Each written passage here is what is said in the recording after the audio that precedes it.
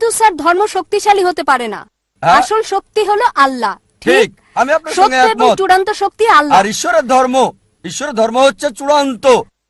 Sir এটা ঈশ্বরের একমাত্র ধর্ম ধর্ম। ইসলাম না, ঈশ্বরের ধর্ম ইসলাম না, এটা না। ইসলাম, যদি আরবি শব্দ ইসলাম আপনাকে মর্মাহত করে, সেটাকে আপনি দূরে রাখেন। না না, এটা আমাকে আঘাত করছে না, আমি এটা আপনাকে কষ্ট বলছি বোন, দিচ্ছে না। যদি মর্মাহত না করে না তবে স্যার, এটা একটা ভালো শব্দ, কিভাবে এটা অন্যকে আঘাত করে, অন্তত একজন শিক্ষিত মেয়েকে না। মাশাআল্লাহ, আপনি একজন শিক্ষিত মেয়ে। হ্যাঁ, ধন্যবাদ, অনেক ধন্যবাদ আপনাকে। ধন্যবাদ স্যার। আমি ডাক্তার পূজা অরোরা, সায়ন হাসপাতাল থেকে এসেছি। আমি একজন সাইকোথেরাপিস্ট। স্যার, আমি আপনার সাথে একমত। একটা ছোট প্রশ্ন শুধু, যখন নবী মুহাম্মদ সাল্লাল্লাহু আলাইহি সাল্লাম নবুয়ত পেয়েছিলেন, আর তিনি, যেমন আপনি বললেন যে তিনি ছিলেন সাধারণ লোক, নবুয়ত পাবার আগে সেই সময়ে কোরআন, যেটা ঈশ্বরের বাণী, এটা কি শুধু মুসলিমদের আলোকিত করেছিল? কারণ ঈশ্বর পক্ষপাতিত্ব নিশ্চয় করবেন না। তাহলে পৃথিবীর অবশিষ্ট মানুষ তখন কি করছিল? যখন নবী মুহাম্মদ সাল্লাল্লাহু আলাইহি সাল্লাম অল্প কিছু মানুষকে আলোকিত করেছিলেন, আর এটা এমন দীর্ঘ সময় নিয়েছে সমাজের অন্যান্য অংশগুলোকে আলোকিত করার জন্য এই ঈশ্বরের বাণী দ্বারা, আর কত বছর নেবে অমুসলিমদের জন্য? মুসলিমদের মতো হিন্দুরাও হবে। আমি সম্পূর্ণভাবে আপনার সাথে একমত। এর একটা ধারণা হতে হবে যে হিন্দুরা মূর্তিতে বিশ্বাস করে, ছবিতে, অথবা রাম ভগবান যাই হোক না কেন, এটা একটা বিশ্বাস। আর তাদেরকে এটার মাধ্যমে বোঝাতে হবে যে ঈশ্বর এক। হিন্দু ধর্ম বিশ্বাস করে এক সর্বশক্তিতে, যেটা একটা শক্তি, একটা স্বর্গীয় শক্তি। তবে দুঃখজনকভাবে এটা বিভিন্ন আকার দেওয়া হয়েছে। সুতরাং যদি এই কল্যাণের জন্য কোরআন যদি একজন হিন্দুকে সাহায্য করে এক ঈশ্বর সম্পর্কে জানতে, এটা খুবই ভালো। বোন খুব সুন্দর প্রশ্ন করলেন, গুরুত্বপূর্ণ প্রশ্ন। যদি কোরআন এমন এক বই হয়, যদি এটা ঈশ্বরের বাণী হয়, তাহলে কেন এটা শুধুমাত্র একটা ছোট্ট দলের জন্য এসেছিল, যেখানে ছিল শুধু আরবরা আর মুসলিম? সারা পৃথিবীর জন্য কেন আসেনি? কত সময় লাগবে? বোন, কোরআন কখনোই শুধু মুসলিম বা আরবদের জন্য নাজিল হয়নি। কোরআন সমগ্র মানব জাতির জন্য। এটা বলা হয়েছে সূরা ইব্রাহিম অধ্যায় 14 আয়াত 1, সূরা ইব্রাহিম অধ্যায় 14 আয়াত 52, সূরা বাকারা অধ্যায় 2 আয়াত 185 এবং সূরা জুমার অধ্যায় 39 আয়াত 41-এ কোরআন সমগ্র মানব জাতির জন্য প্রেরিত। সময় সংক্ষিপ্ত, তাই রেফারেন্সটা দিচ্ছি, উদ্ধৃতি বলছি না। তাই কোরআন শুধু মুসলিম বা আরবদের জন্য নয়, কোরআন সমগ্র মানব জাতির জন্য। আর নবী মুহাম্মদ সাল্লাল্লাহু আলাইহি সাল্লাম শুধু মুসলিম বা আরবদের জন্য নয়।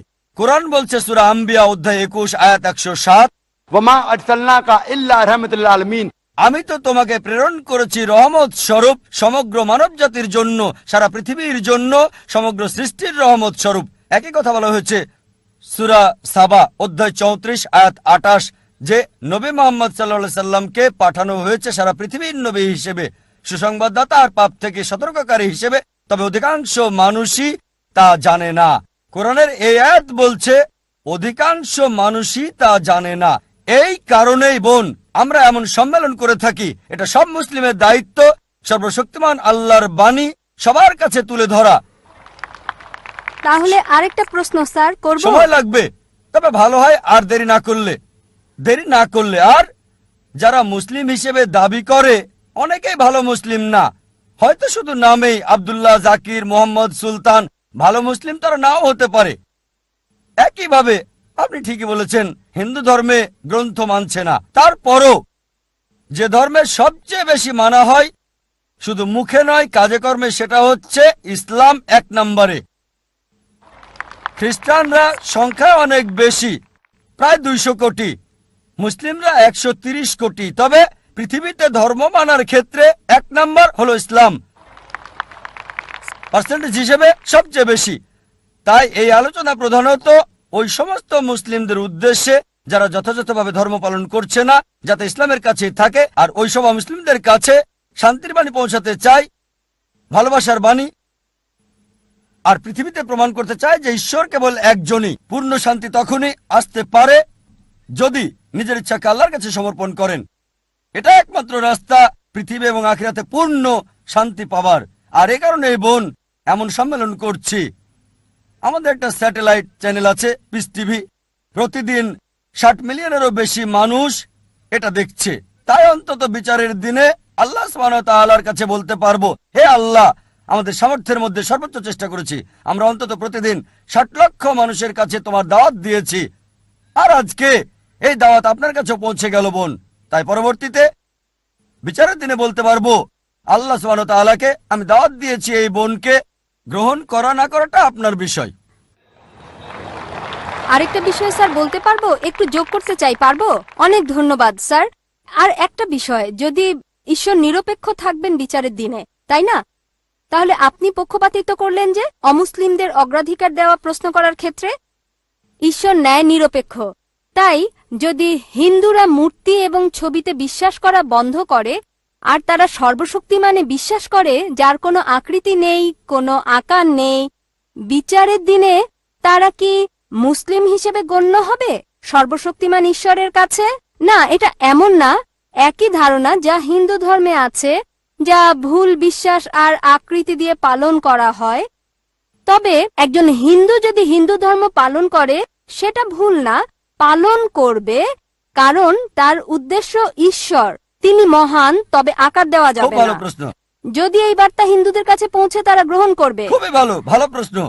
ধন্যবাদ পক্ষপাতিত্ব স্যার। আর নিরপেক্ষ হওয়ার ব্যাপারে দুটো মত থাকতে পারে আপনার দিক থেকে, কারণ নিরপেক্ষ না বলে অন্তত প্রশ্ন করতে পারছেন। এই পক্ষপাতিত্ব না করলে আমি আল্লাহর কাছে বলতে পারতাম না আমি আপনাকে সরাসরি দাওয়াত দিয়েছি এককভাবে। আপনি দেখছেন, তাই না না, তিনি তা তাই আপনাকে বিশ্বাস বুঝতে করেন হবে না। বোন, কেন পক্ষপাতিত্ব করছি। এই পক্ষপাতিত্ব নিরপেক্ষতার জন্য, কারণ অন্যরা দাওয়াত পেয়েছে 100 না হলো 90 ভাগ, আপনারা সবাই কম পাবেন। তাই আমাদের এই পক্ষপাতিত্ব নিরপেক্ষ হওয়ার জন্য। ঠিক স্যার, তবে আমাদের যা এবার দরকার। আপনার প্রশ্নে আসি। জি স্যার। এটা খুবই ভালো প্রশ্ন, যে যদি হিন্দুরা বিশ্বাস করে এক ঈশ্বরে, মূর্তিতে বিশ্বাস না করে, প্রতিমূর্তিতে বিশ্বাস না করে, ভাস্কর্যে বিশ্বাস না করে, তাহলে শেষ বিচারের দিনে তারা কি মুসলিম হবে? ঠিক, আপনি ইসলামের অংশ অনুসরণ করছেন। ঠিক, যদি আপনি হিন্দু গ্রন্থ পড়েন, হিন্দু গ্রন্থ বলছে আরেকজন নবী আসবেন, আর নবী মোহাম্মদ সাল্লাল্লাহু আলাইহি সাল্লামের আগমনের অনেক ভবিষ্যৎবাণী আছে অনেক জায়গায়। তার কথা আছে ভবিষ্য পুরাণায় পর্ব 3 খণ্ড 3 অধ্যায় 3 শ্লোক 5 থেকে 8। তার কথা বলা হয়েছে ভবিষ্য পুরাণায় পর্ব 3 খণ্ড 3 অধ্যায় 3 শ্লোক 10 থেকে 27। তার কথা বলা হয়েছে অথর্ববেদে অধ্যায় 21 অনুচ্ছেদ 6, অথর্ববেদ অধ্যায় 21 অনুচ্ছেদ 7। অনেক জায়গায় তার কথা বলা হয়েছে। তার কথা নাম সহ বলা হয়েছে 100-এরও বেশি বার মুহাম্মদ হিসেবে হিন্দু গ্রন্থে। ঠিক সময় স্যার। কম, তাই সবগুলো রেফারেন্স বলছি না। কল্কি পুরাণে কল্কি অবতারের কথা উল্লেখ আছে অধ্যায় 2 অনুচ্ছেদ 4, 5, 7, 9, 11 এবং 15-তে বলা হয়েছে আরেকজন অবতার আসবে, কল্কি অবতার, যার বাবার নাম হবে ঈশ্বরে ভৃত্য বিষ্ণু ইয়াস। আরবি করলে হয় আব্দুল্লাহ, যেটা মোহাম্মদ সাল্লাল্লাহু আলাইহি ওয়াসাল্লামের বাবার নাম। এই কল্কি অবতারের মায়ের নাম হবে সুমতি, যার অর্থ শান্তি, নীরবতা, যার আরবি হচ্ছে আমেনা, যেটা নবী মোহাম্মদ সাল্লাল্লাহু আলাইহি ওয়াসাল্লামের মায়ের নাম। তার জন্ম হবে মাধব মাসের 12 তারিখ, 12ই রবিউল আউয়াল। এই দিনে নবীজির জন্ম হয়েছিল। তার 4 জন সাথী থাকবে। আমরা জানি প্রথম 4 খলিফার কথা। তিনি জন্মগ্রহণ করবেন শান্তির জায়গায় মক্কায়। তার জন্ম হবে মক্কার প্রধান গোত্র কুরাইশ বংশ। আরো বলছে তিনি উত্তর দিকে যাবেন, একটা গুহা থেকে ফিরে আসবেন। আর নবীজি মুহাম্মদ সাল্লাল্লাহু আলাইহি ওয়াসাল্লাম মক্কা থেকে মদিনায় গিয়ে আবার এসেছিলেন। আরো অনেক আছে কল্কি অবতার সম্পর্কে। আপনি একটা অংশে বিশ্বাস করছেন লা ইলাহা, আপনাকে এটা বিশ্বাস মুহাম্মাদুর করতে হবে রাসূলুল্লাহ। মুহাম্মাদুর রাসূলুল্লাহ। ধন্যবাদ স্যার, ধন্যবাদ। আর যদি এটা করেন, নাম যাই আছে থাক, সেটাই থাকুক, হোক প্রীতি, যে নামই থাকুক। আপনার নাম কি বোন? পূজা। পূজা, এই নামই থাকুক, বদলাতে হবে না। মুসলিম হলেই হলো, নাম পরিবর্তনের কোনো দরকার নেই আপনার। কিন্তু স্যার ধারণাটা। এক ঈশ্বরের ধারণা, কোনো মূর্তি নেই, কোনো প্রতিমূর্তি নেই। তার শেষ এবং চূড়ান্ত নবী মুহাম্মদ। ইনশাআল্লাহ বিচারের দিনে আপনি জান্নাতে যাবেন এই পূজা নাম নিয়েই।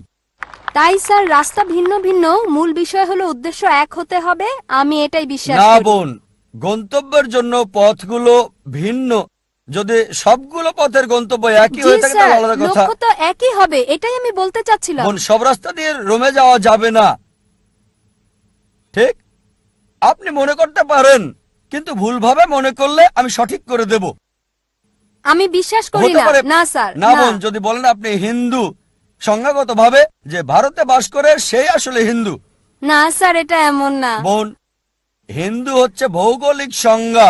আপনি জানেন না, আমি জানি। আমি একজন হিন্দু ভৌগোলিক ভাবে। আমি হিন্দু ভৌগোলিক ভাবে।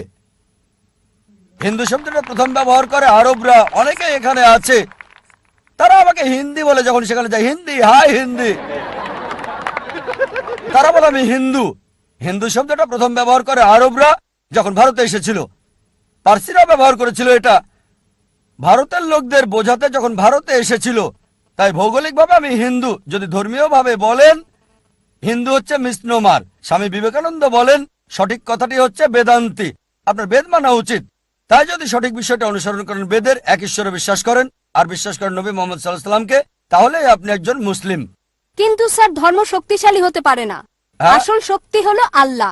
ঠিক, আমি আপনার সঙ্গে সত্য এবং একমত। চূড়ান্ত শক্তি আল্লাহ। আর ঈশ্বরের ধর্ম হচ্ছে চূড়ান্ত। স্যার সেটা ঈশ্বরের একটামাত্র ধর্ম ধর্ম। ইসলাম না, ঈশ্বরের ধর্ম ইসলাম না, এটা না। ইসলাম, যদি আরবি শব্দ ইসলাম আপনাকে মর্মাহত করে, সেটাকে আপনি দূরে রাখেন। না না, এটা আমাকে আঘাত করছে না, আমি এটা আপনাকে কষ্ট বলছি বোন, দিচ্ছে না। যদি মর্মাহত না করে না তবে স্যার, এটা একটা ভালো শব্দ। কিভাবে এটা অন্যকে আঘাত করে? অন্তত একজন শিক্ষিত মেয়েকে না। মাশাআল্লাহ, আপনি একজন শিক্ষিত মেয়ে। হ্যাঁ, ধন্যবাদ, অনেক ধন্যবাদ আপনাকে। ধন্যবাদ স্যার। বোন, ইসলাম হচ্ছে নিজের ইচ্ছাকে আল্লাহর কাছে সমর্পণ করা। ইসলাম নিয়ে যদি সমস্যা হয়, দরকার নেই, তবে আপনার ইচ্ছাকে সমর্পণ করুন। আল্লাহ কোরআনে বলেছেন সূরা আল ইমরান অধ্যায় 3 আয়াত 19, इन दीन इस्लाम। একমাত্র ধর্ম, একমাত্র জীবন ব্যবস্থা আল্লাহর কাছে গ্রহণযোগ্য হচ্ছে নিজের ইচ্ছাকে আল্লাহর কাছে সমর্পণ করা।